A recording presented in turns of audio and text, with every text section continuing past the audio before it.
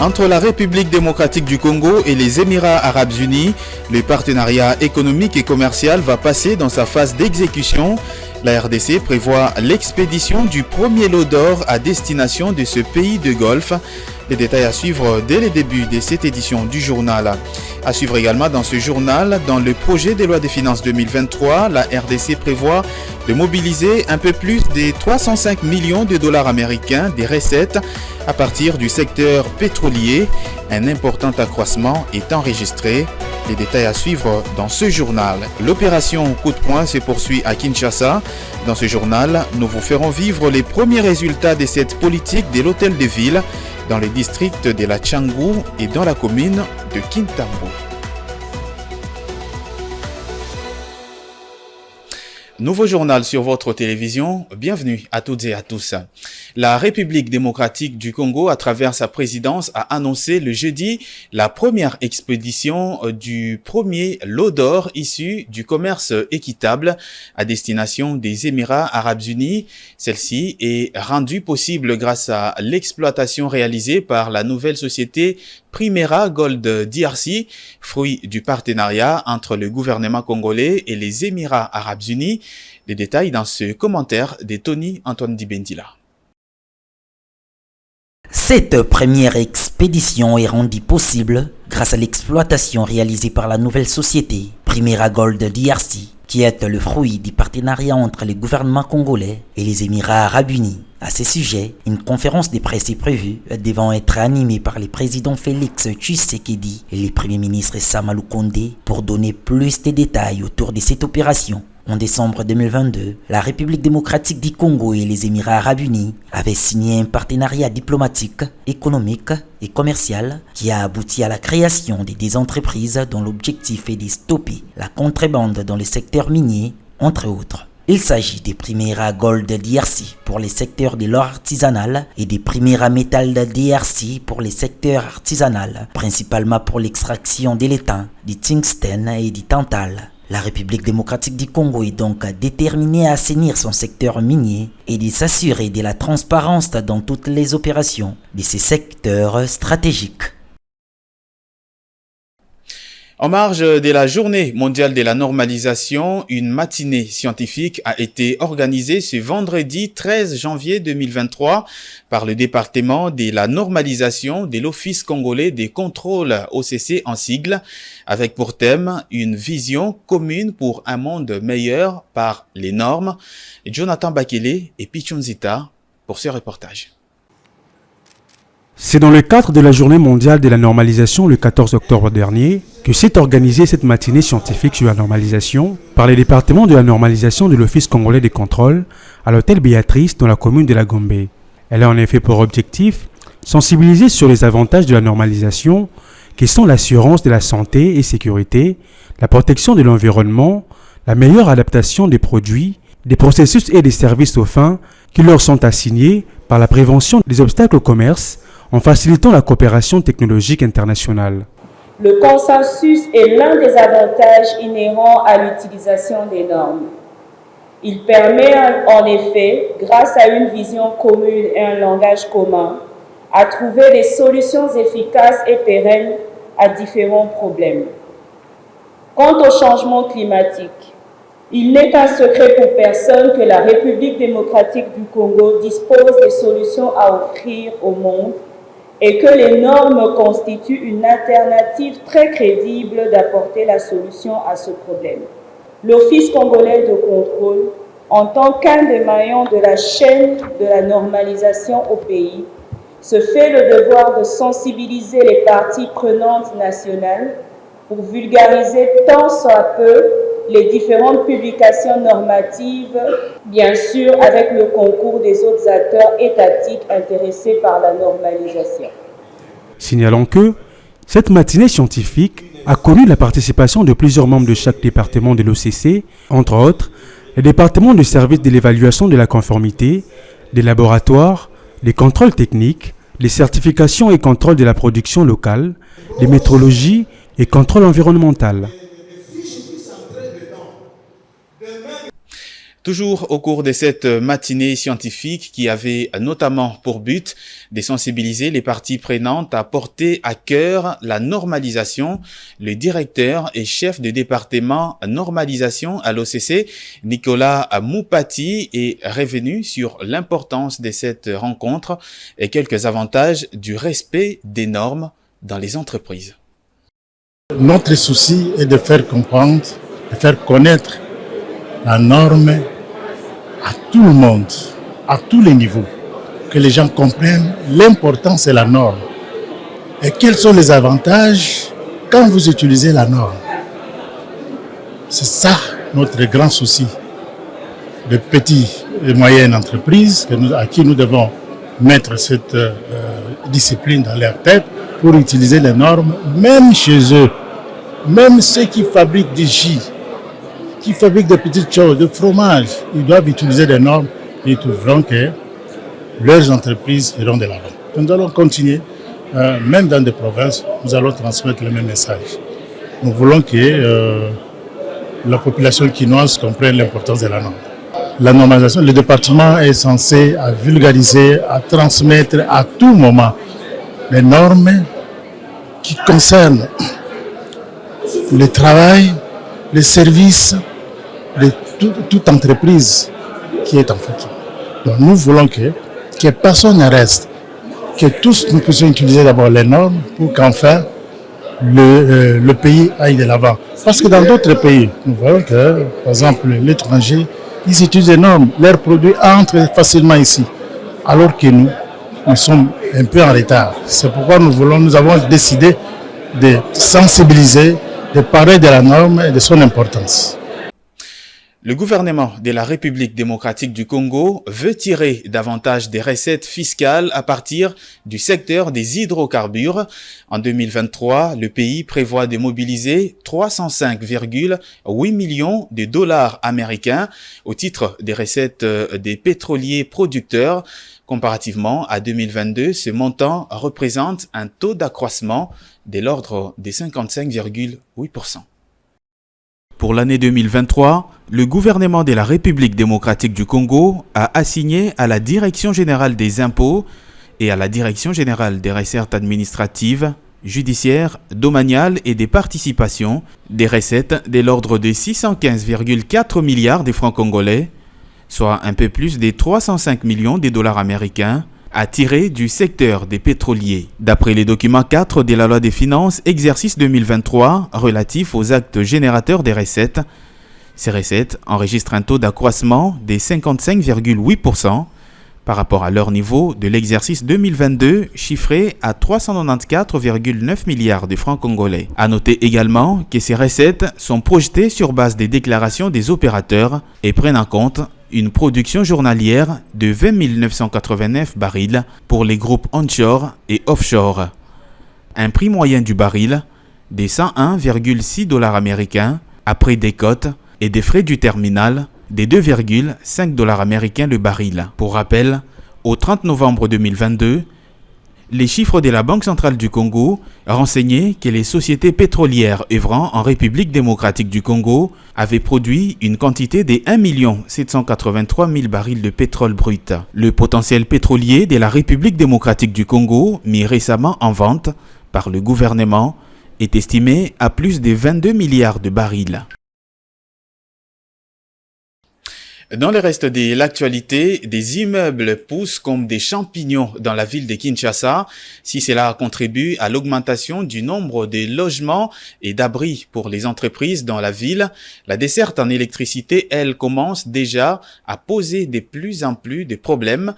Cette situation contribue actuellement, selon les témoignages recueillis ce vendredi 13 janvier, au délestage et aux coupures intempestives du courant électrique. Willy Akonda et Ruben Manata pour les détails. Des maisons en étage se côtoient les uns les autres à certains endroits. Ici, dans la commune de Lingwala, difficile de faire 100 mètres sans voir l'une de ces habitations à hauteur qui abrite également des entreprises consommatrices d'énergie. Mais seulement, la desserte en électricité devient extrêmement rare et paralyse plusieurs activités. Pour un quartier bien à Baba la Moko, va prévoir le courant et servir 100 maisons. Dans les quartiers, il a été prévu de servir 100 maisons par avenue. Nous avons raccordé les fils électriques seuls, que ce soit les immeubles ou les maisons basses. Ce sont les appareils électriques qui comptent. Bandako ekomi ebele na chaque ndako eza na bapareil oyo kosala na courant. Le morcellement des parcelles est l'un des facteurs de cette situation. La faute d'abord revient à l'État. Il octroie les autorisations de bâtir à n'importe qui. La SNEL devait travailler avec la commune ou le quartier pour savoir comment est-ce que les choses se passent. Parce qu'il y a vente illicite de parcelles, d'où l'État n'est pas au courant. Et par après, la SNEL est surprise d'avoir que les parcelles sont morcelées. Mais aujourd'hui, sur le même périmètre de 25, il y a maintenant 6 à 8 parcelles. Imaginez-vous un peu. La population demande à la SNEL et aux autorités de tout mettre en œuvre pour résoudre ce manque d'électricité. Ils ont influencé, il faut l'État doit savoir que les cabines électriques datent et les voltages ne correspondent plus au nombre de la population pour bien être servis en électricité. Voltage pour courant fiable. Les responsables de la SNEL de la commune de Lingwala n'ont pas souhaité s'exprimer sur ce dossier. Entre-temps, d'autres immeubles sont encore en construction et la situation s'annonce donc difficile pour les jours à venir. Je l'ai annoncé dans le sommaire de ce journal, quelques résidents de la Tchangou, ce district de l'Est de Kinshasa qui a connu le lancement de l'opération Coup de poing, ont exprimé le jeudi leur satisfaction. Pour eux, cette initiative est venue libérer les emprises publiques occupées injustement par quelques vendeurs au profit de leurs propres intérêts, tout en pénalisant les passants et la circulation routière, contribuant ainsi à l'insalubrité de la ville. Regardez.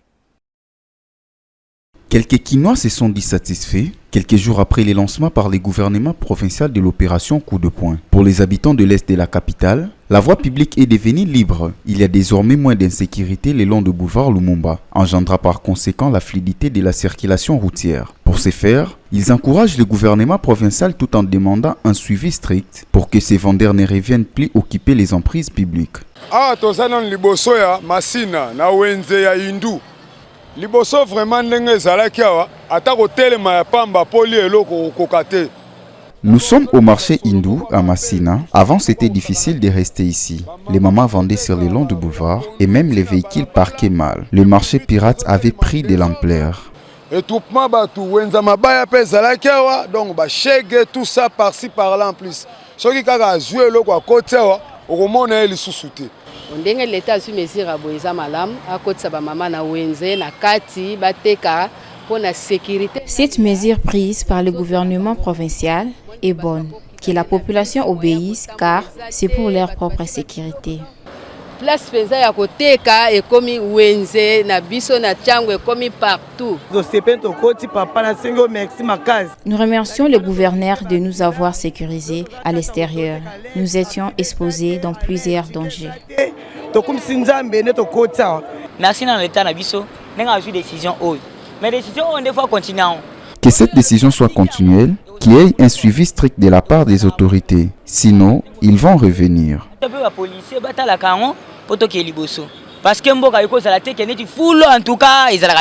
Signalons que cette opération a été lancée dans le but d'assainir la voie publique, envahie injustement par certains vendeurs et commerçants venus de tous bords. La place Kintambo magasin à Kinshasa vient de connaître ce vendredi le début dans cette partie de la ville de l'opération Coup de poing lancée depuis quelques jours par le gouvernement provincial. Les vendeurs et autres commerçants des environs de cette place se sont dit victimes après leur expulsion. Ils se disent désormais chômeurs après ce coup de balai de l'autorité urbaine. Un reportage de Claude Kungu et Célé Chamala. Nous sommes à la célèbre place Kintambo magasin. Ici, l'opération Coup de poing lancée il y a peu vient de connaître ses débuts. Il s'agit de libérer les emprises publiques en dégageant notamment les kiosques et étalages qui obstruent la voie publique. Les vendeurs et autres commerçants qui se disent victimes de cette opération estiment qu'elle perturbe sérieusement les activités économiques. Ils ont tout détruit, il n'y a pas de clients. Même nous les vendeurs ambulants, on ne peut pas vendre parce que les activités sont paralysées.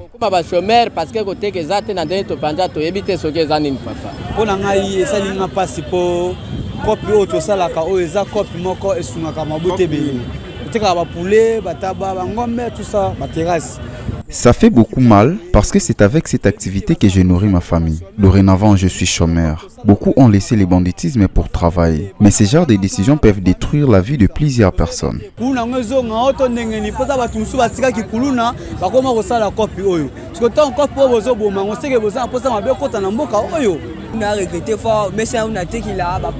Je tiens une cabine téléphonique pour me scolariser, mais tout mon établissement est détruit et j'ai tout perdu. Je ne sais plus que faire. Kinshasa, mégapole de près de 20 millions d'âmes, a vu il y a cela de dizaines d'années l'informel gagner des terrains. Les activités économiques s'exercent partout, même le long de principales artères. Conséquence de l'insalubrité à outrance. Ainsi, les gouvernements provinciaux espèrent y mettre un terme à travers cette opération. Présent au lancement de cette opération à Kintambo, le coordonnateur du coup de poing à cette partie de la ville de Kinshasa assure que l'objectif n'est pas celui de vandaliser les vendeurs, qui étaient d'ailleurs préalablement informés, mais plutôt d'embellir la ville et libérer les emprises publiques. L'opération coup de poing qui consiste à évacuer d'abord tous les marchés pirates, les garages pirates, des épaves qui jongent en fait notre espace des aventures, qui rongent aussi nos espaces des acteurs, de grands acteurs que nous occupons. C'est pour cela que vous avez vu ici à Kintambo, ils ont cassé de lieux ou bien des places qui obstruaient en fait la route. Le problème c'est l'anarchie.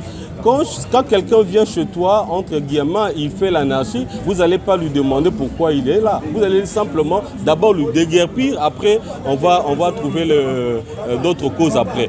Je vais même vous signaler, vous voyez du côté cimetière Kinsuka, les gens ont construit là-bas et on ne pourrait pas laisser ces gens-là occuper ces lieux parce qu'ils étaient là anarchiquement. Même ici, je crois que c'est la même chose.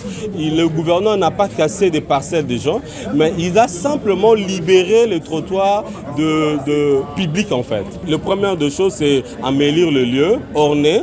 C'est ce que nous voulons, que la ville puisse vraiment rayonner, la ville puisse être bien vue. Donc c'est ce que le gouverneur veut et son adjoint, que la ville rayonne en fait. Quand votre enfant est malade, vous n'allez pas lui donner quelque chose qui va lui faire plaisir, mais vous allez lui donner quelque chose qui va le guérir, bien qui va lui faire du bien. Donc c'est ce que le gouverneur fait maintenant. Il est en train de construire un nouveau marché. C'est un bijou, vous allez voir quand ça va terminer. Là, il ne faut même pas dire. Donc là, nous sommes dans le bon. Le transport en commun par moto-taxi à Kinshasa fait partie de plusieurs activités informelles que compte cette capitale de près de 20 millions d'âmes. Sauf que cette activité, qui est une véritable source de revenus financiers pour plusieurs familles, est butée à plusieurs obstacles, comme nous le disent Philo Chiloba et Joe Manana dans ce constat. L'économie informelle représente une part importante de l'économie quinoise, cette capitale de près de 20 millions d'âmes. Au nombre d'activités génératrices de revenus dans l'informel figure le transport en commun via mototaxi. Ces moyens de transport est en parallèle une source de revenus pour plusieurs familles. La somme d'argent réunie par jour varie entre 20 000 et 30 000 francs congolais, soit entre 15 à 10 $. Une somme qui permet à certains conducteurs, pères des familles, à nouer les deux bouts du mois. Toutefois, les mototaximens sont obligés de faire face à plusieurs défis.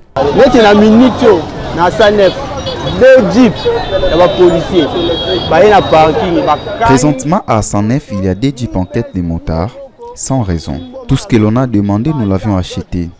Mais pourquoi il nous dérange?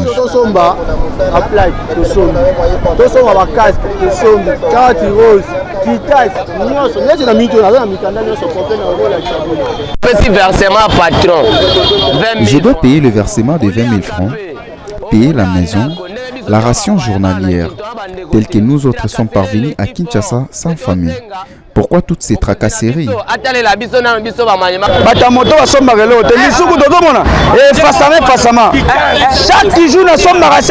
Chaque jour nous payons nos quittances.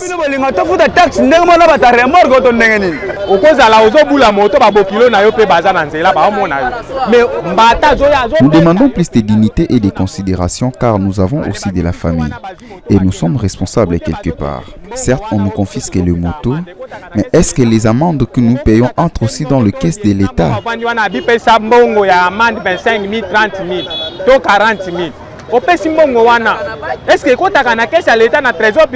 Ils demandent ainsi plus de considération à leur métier au regard du mépris que certains agents de l'ordre démontrent à leur égard, s'indignent-ils.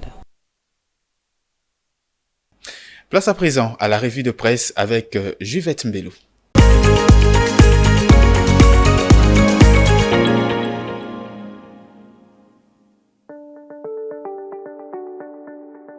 Bonsoir et bienvenue dans cette revue de presse économique.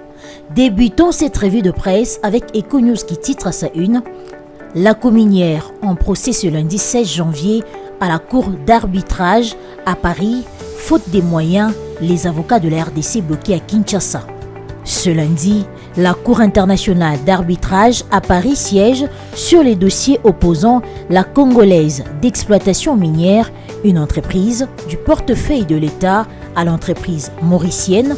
Bien qu'ils soient en possession de leur visa Schengen, pour la France, les avocats de la RDC ne sont pas certains de rejoindre la capitale française avant ce lundi, affirme le journal. Pour cause, le gouvernement congolais tarde à mettre à leur disposition la logistique nécessaire, explique le tri-hebdomadaire. À la société civile, renseigne le journal, on rappelle le grand danger que court la République démocratique du Congo si la Cour internationale d'arbitrage à Paris siège ce lundi sans attendre la partie congolaise. Ce journal note que, dans une déclaration signée simultanément mardi à Kinshasa, Lubumbashi, Kolwezi et Bukavu, les acteurs de la société civile appellent le Premier ministre Jean-Michel Sama-Lukonde à agir le plus tôt possible. Le gouvernement Sama-Lukonde doit tout faire, poursuit le journal, pour que les avocats et experts de la cominière et de la RDC ne soient pas absents le lundi 16 janvier lors des plaidoiries à la Cour internationale d'arbitrage à Paris pour les dossiers MMCS stratégiques. Poursuivons cette revue de presse avec Liberté Débat qui titre à Kinshasa, $1 s'échange désormais à 2200 francs congolais dans certains quartiers. À en croire le journal, le franc congolais s'est encore déprécié face au dollar américain. Actuellement, explique la consoeur, le dollar américain, qui il y a quelques semaines était l'équivalent de 2050 francs congolais à la cité et 2100 francs congolais au centre-ville, s'échange désormais à 2200 francs congolais. C'est le constat fait le mercredi 11 janvier 2023 dans quelques bureaux de change de la capitale, renchérit le journal. À Matadi-Kibala par exemple, $1 américain s'échange à 2150 francs congolais au rond-point Ngaba, à 2100 francs congolais au rond-point Victoire, à 2150 francs congolais sur l'avenue Bokassa, 2180 francs congolais et 2150 à Gombe au centre-ville, à 2200 francs congolais et s'achète à 2250 francs congolais. Le journal indique que cette augmentation risque d'entraîner la hausse des prix des biens de première nécessité qui étaient déjà en augmentation à la fin de l'année 2023. Terminons cette revue avec l'agence congolaise de presse qui revient sur la nouvelle direction des recettes engagée à lutter contre la corruption en Ituri. Le journal révèle que la nouvelle direction des recettes de la province de l'Ituri en République démocratique du Congo s'est engagée à lutter contre la corruption et le détournement dans sa régie financière au cours d'une cérémonie de remise et reprise organisée mercredi en Ituri. C'est ce qu'a déclaré le directeur général Jean-Laurent Chekabo. Ce dernier a rassuré les uns et les autres que son équipe n'est pas venue pour faire la chasse à l'homme, invitant ceux-ci à la prise de conscience sur les mal profonds dans lequel la DGRPI est plongée depuis plusieurs années. Le journal note également que le vice-gouverneur de l'Ituri, le commissaire divisionnaire Benjamin Alonga, a au nom de l'autorité provinciale assigné 3 missions à la nouvelle direction de la DGRPI, à savoir la maximisation des recettes, l'arrêt de l'hémorragie des coulages de l'argent et le balayage ou la permutation de tous les chefs de ressort. Fin de cette revue de presse économique. Merci à vous de l'avoir suivi.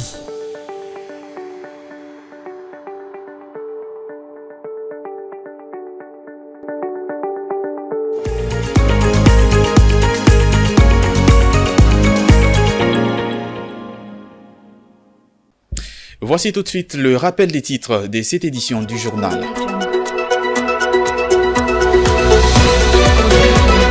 Entre la République démocratique du Congo et les Émirats arabes unis, le partenariat économique et commercial va passer dans sa phase d'exécution.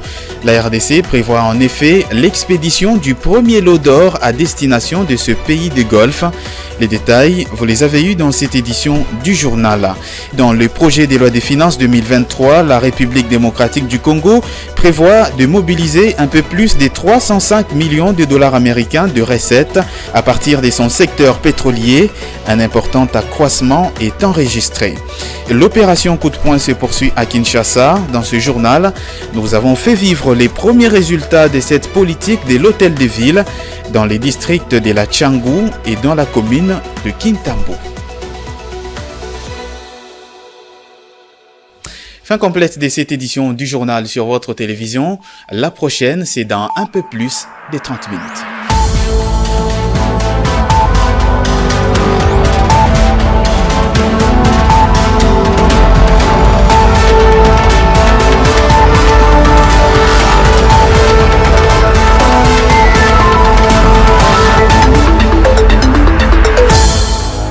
Dans une sphère médiatique, essentiellement tournée vers des contenus généralistes, où l'originalité n'a plus sa place au chapitre, où le secteur de l'économie et finance, pourtant poumon d'un État, sombre dans les oubliettes, voici enfin Ecofin Télévision.